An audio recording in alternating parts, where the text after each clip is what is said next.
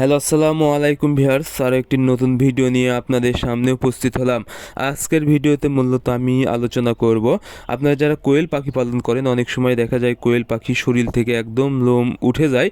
সেক্ষেত্রে আপনারা নতুন লোম গজাতে কী ওষুধ ব্যবহার করবেন, বা ডিমের পার্সেন্টেজ এই সময় যদি কম থাকে তাহলে ডিমের পার্সেন্টেজ বৃদ্ধি করতে কী ওষুধ দিবেন। আপনারা যারা কোয়েল পাখি পালন করে থাকেন, অনেক সময় দেখা যায় কোয়েল পাখির শরীর থেকে একদম লোম উঠে যায়, সেক্ষেত্রে একদম ফাঁকা হয়ে যায়, যা দেখতে অনেকটা খারাপ দেখায়। বা কোয়েল পাখি যখন আপনারা বিক্রি করবেন সেই সময় কিন্তু এই পাখিগুলো নিতে চায় না, বা অনেক কম দামে বিক্রি করতে হয়। সেক্ষেত্রে আপনাদেরকে অবশ্যই কোয়েল পাখির শরীরে যেন পর্যাপ্ত পরিমাণ লোম থাকে সে বিষয়ে অবশ্যই খেয়াল রাখতে হবে। আর দেখেন, এই খামারের কিন্তু প্রায় পাখির কিন্তু শরীরে একদম লোম নেই, ফাঁকা। এগুলো যখন দেখবেন তখন মনে করতে হবে পাখির শরীরে কিন্তু পর্যাপ্ত পরিমাণ ভিটামিনের ঘাটতি রয়েছে।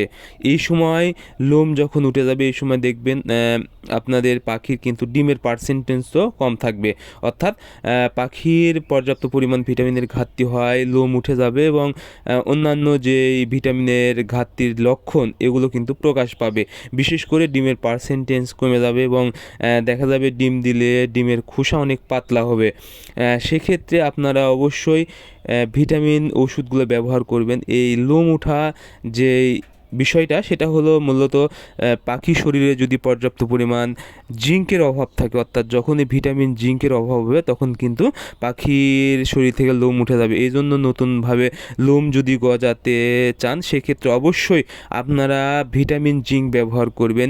3 মিলি 1 লিটার পানিতে একবেলা করে 5 থেকে 7 দিন। আশা করি আপনারা যদি এই জিঙ্ক 5 থেকে 7 দিন ব্যবহার করতে পারেন নিয়মিত, আপনাদের পাখির শরীরে নতুনভাবে লোম গজাবে।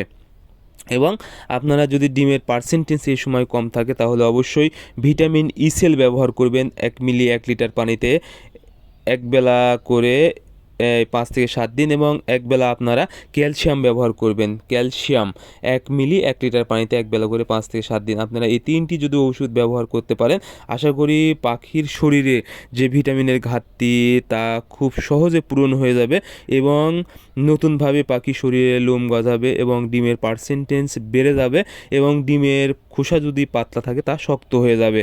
সো আপনারা অবশ্যই পাখির শরীরে পর্যাপ্ত পরিমাণ যেন ভিটামিনের ঘাটতি না হয়, সেজন্য যখন ডিমের প্রোডাকশানে থাকবে তখন অবশ্যই নিয়মিত আপনারা অন্তত 1 মাস পর পর এই ভিটামিন ওষুধগুলো ব্যবহার করবেন।